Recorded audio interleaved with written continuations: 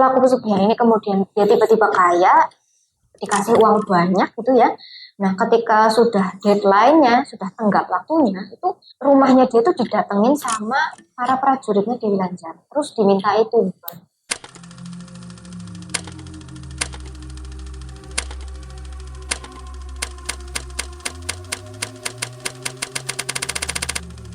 Assalamualaikum, halo sedulur. Terima kasih ya sudah mengklik video ini. Yang belum subscribe, ayo di subscribe dulu di sebelah sini. Ya, balik lagi ya lur sama Nyong, Nafa. Yang belum kenal, halo, salam kenal.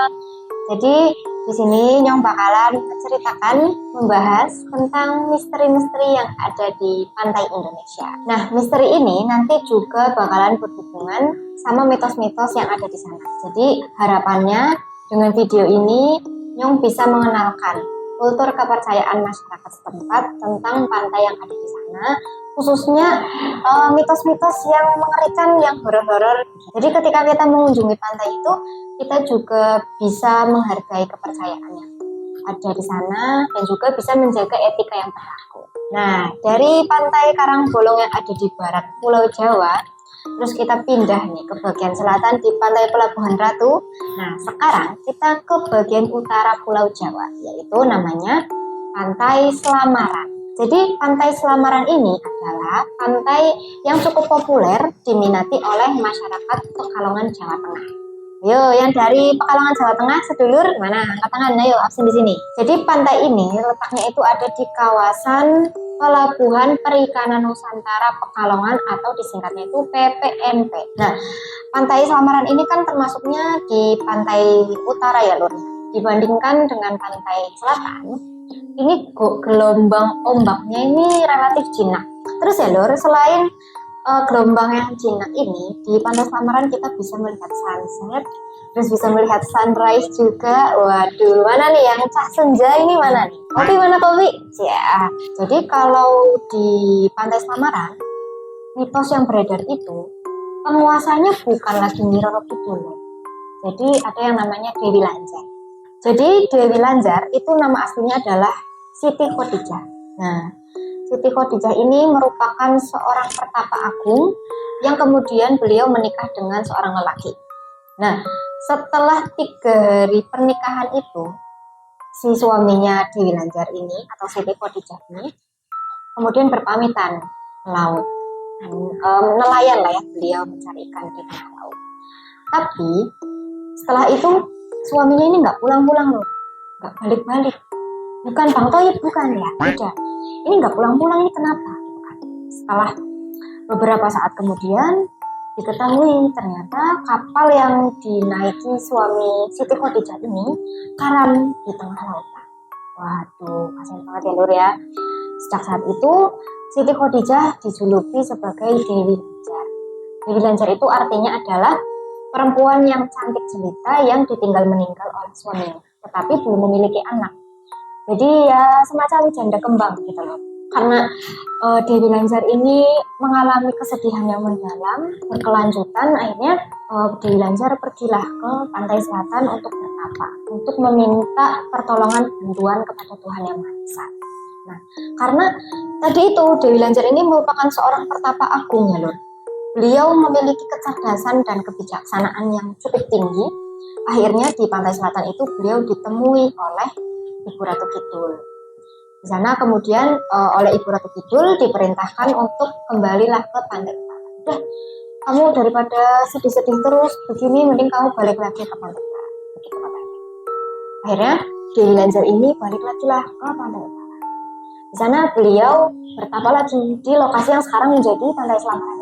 Kemudian beliau bertapa di sana, tiba-tiba ya loh, itu ada ombak yang begitu besar, ombak yang dahsyat banget, langsung membawa Dewi Lanjar Siti Khadijah ini ke tengah lautan.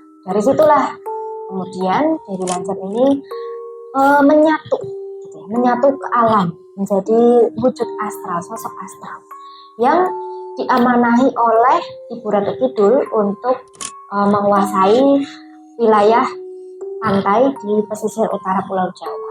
Nah, gitu loh. Jadi kisah kenapa kemudian beredar mitos penguasa pantai utara adalah Dewi Lanjar. bukan Ibu Ratu Kidul, bukan Nyi Ratu Kidul yang terkenal itu ya. Jadi Dewi Lanjar ini tugasnya itu adalah menjaga ekosistem yang ada di wilayah itu, pantai utara itu, dan menjaga segala hal yang berhubungan dengan metafisika yang ada di sana. Karena beliau ini merupakan salah satu dari abdi kinasihnya Ibu Ratu, jadi yaitu beliau memimpin segala hal yang berkaitan dengan metafisika yang ada di wilayah pantai utara di Pulau Jawa itu. Ini keren banget, epic banget ya Lur, kisahnya Dewi Lanjar. Jadi meskipun beliau ini galau merana gitu ya, dia mengalami kesedihan yang begitu mendalam, tapi beliau tidak menyerah, terus bertapa, terus meminta pertolongan, minta bantuan, dan akhirnya itu menjadi seorang penguasa pantai utara.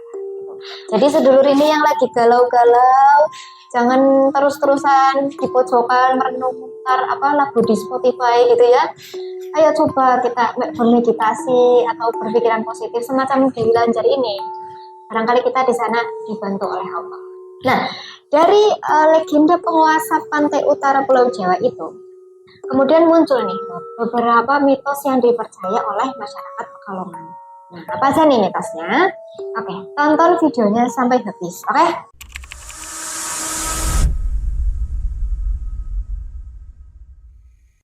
Ya, yang pertama ini adalah istana kerajaan Dewi Lanjar. Waduh. Ya, jadi karena memang ini penguasa ya, penguasa pantai utara, otomatis ini ada wilayah kekuasaannya dan ada kerajaan, ada istana yang dibangun di sana. Nah, mitosnya pantai Selamaran ini adalah lokasi yang dia itu adalah pintu masuk menuju kerajaan atau menuju istana yang dimiliki oleh Dewi Lanjar.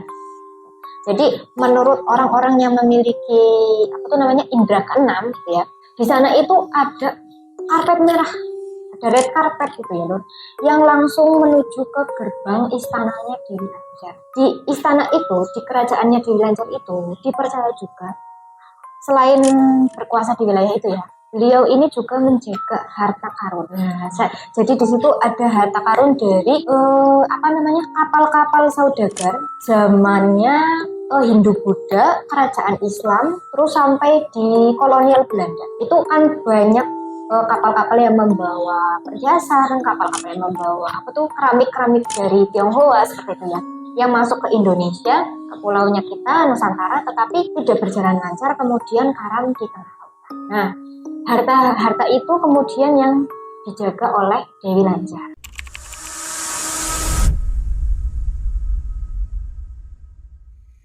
Kemudian yang kedua adalah anak-anak yang hilang. Jadi kalau kita lihat ya Lur, dari sejarah dan mitos sebelumnya itu kan Dewi Lanjar ini sosok yang positif ya, sosok yang berkuasa tapi baik. Tapi ya Lur, tetap aja, meskipun beliau ini adalah sosok astral begitu ya, bukan manusia seperti kita, manusia biasa seperti kita, tetap saja ya Lur, itu ada citra yang dipandang masyarakat sebagai sosok yang jahat atau negatif. Ada kepercayaan masyarakat ya Lur, kalau ada anak kecil yang lagi bermain di pantai Selamaran terus kok hilang, nah itu ada kaitannya nih sama Dewi Lanjar. Katanya anak yang hilang itu dibawa sama Dewi Lanjar, entah itu untuk diasuh atau untuk dijadikan sebagai tumbal pesugihan.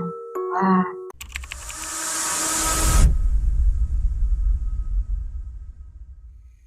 masuk nih ya ke mitos yang paling populer, yang paling terkenal hingga luar daerah Pekalongan itu pada tahu. Jadi di pantai Selamaran ini ada yang namanya pesugihan Dewi Lanjar. Masyarakat ini kan percaya kalau Dewi Lanjar ini memiliki kekuatan, memiliki kekuasaan yang sangat kuat gitu ya, sangat tinggi ilmunya. Makanya masyarakat di sekitar sana itu kemudian melakukan ngalap berkah. Jadi ada yang bertapa, ada yang sampai menginap berhari-hari di sana, atau ada yang cuma sekedar berdoa. Nah, ngalap berkah itu sendiri adalah suatu kegiatan yang dilaksanakan seseorang untuk mencari berkah melalui apa yang mereka percaya dapat mengabulkan permohonan gitu.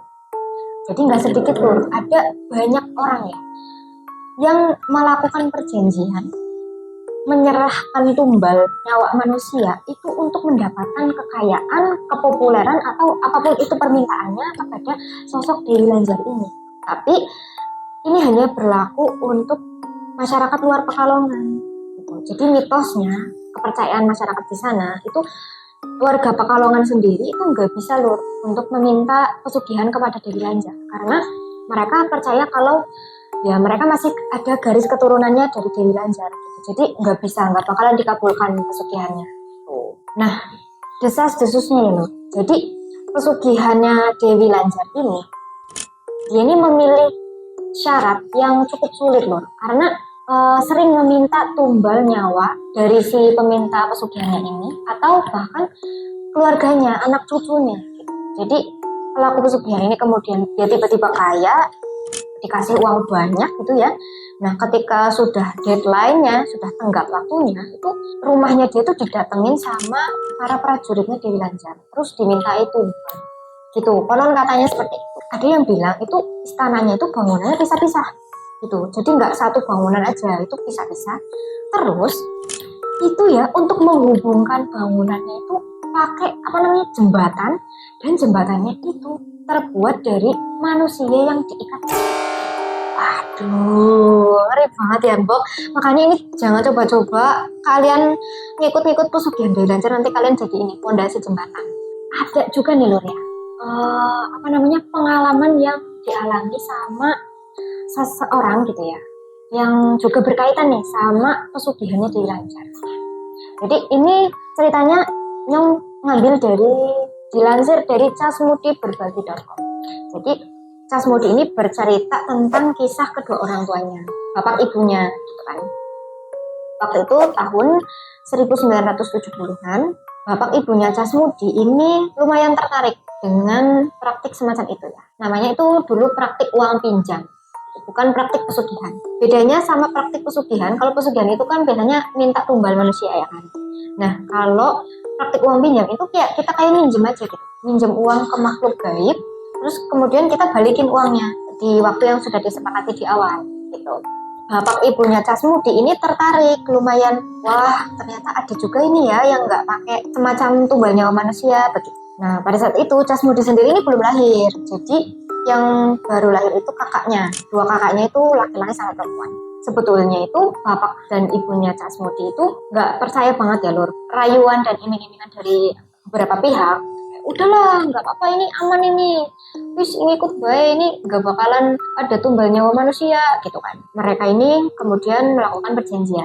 Nah ternyata perjanjiannya itu, jadi kita minjem uang nih ke sosok Dewi Lanjar, namanya uang pinjam ya, namanya pinjam. Jadi kita itu harus mengembalikan uang yang kita pinjam, tapi dalam bentuknya itu kita wajib membangun masjid, kita harus memberi makan fakir miskin dan segala macam kebaikan. Dari situ ibu dan bapaknya Casmudi ini semakin senang, semakin antusias. Wah ternyata uang yang saya pinjam itu nanti dibalikinnya dalam bentuk amal dan kebaikan, bukan kita harus nyerahin tumbal manusia begitu kan. Terus seneng itu kan bapak dan ibunya Casmudi. Nah singkat cerita ya Lur, di suatu malam Jumat itu bapak dan ibunya Casmudi kemudian menyiapkan ubi rampe. Ubi rampe itu kayak sesajen gitu Lur. Jadi disiapkan sama ada satu lemari gede. Lemarinya itu dibuka pintunya. Katanya itu nanti buat wadah uang yang dipinjam. Di jam 00.00 jam 12 malam itu datanglah itu sosok Dewi Lanjar sama beberapa prajurit, terus menaiki kereta kencana. Nah di situ kemudian Dewi Lanjar menyerahkan banyak banget duit. Ibu sama bapaknya Casmudi itu kan langsung ngitung ya Lur, uangnya. Dihitung, wah ternyata sampai 1 miliar. Waduh, itu kalau dimasukin lah itu ke dalam lemari yang besar banget itu, sampai itu nggak masuk, berjubel-jubel duit saking banyaknya. Wah itu udah bapak dan ibunya Casmudi ini bahagia ya Lur, karena mendadak sugih, udah selesai dihitung uangnya. Terus tiba-tiba sosok Dewi Lanjar ini kemudian mengingatkan kembali, ini loh persyaratannya begini, kemudian nanti harus begini-begini ngembaliinnya. Sampai sosok Dewi Lanjar ini kemudian bilang, bapak jangan lupa uang pinjamannya harus dibalikan tepat waktu. Terus itu anakmu yang laki-laki dipelihara dengan baik ya, minta apa aja kasih aja, karena suatu saat bakalan saya bawa.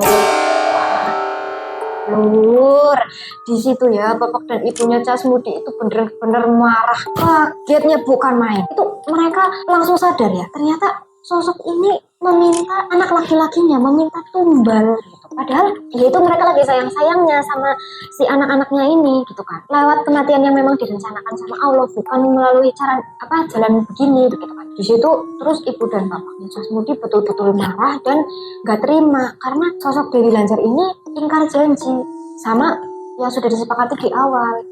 Kemudian membuangin itu sesaji uber rampe yang disediakan itu dibuangin sama ibu dan bapaknya Jasmudi.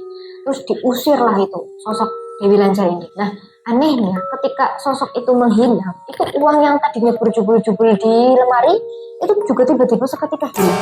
Mereka lalu benci banget itu yang namanya pesugihan-pesugihan karena mau itu sebutannya apa, istilahnya apa, kalau memang sudah berkaitan sama makhluk gaib begitu ya Lur, pasti ujung-ujungnya minta tumbal manusia. Dari pengalamannya Jasmudi ini semoga bisa dijadikan pelajaran ya Lur, buat kita semua, buat Nyong juga, buat teman-teman sedulur sekalian lah semuanya. Pokoknya jangan coba-coba yang aneh-aneh ya Lur.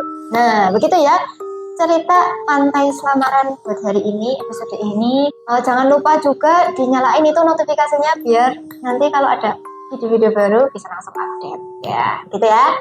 Terima kasih sudah menonton sampai selesai. Mohon maaf ini kalau Nyong ada salah kata dan perbuatan. Sampai jumpa di video selanjutnya. Oke, assalamualaikum.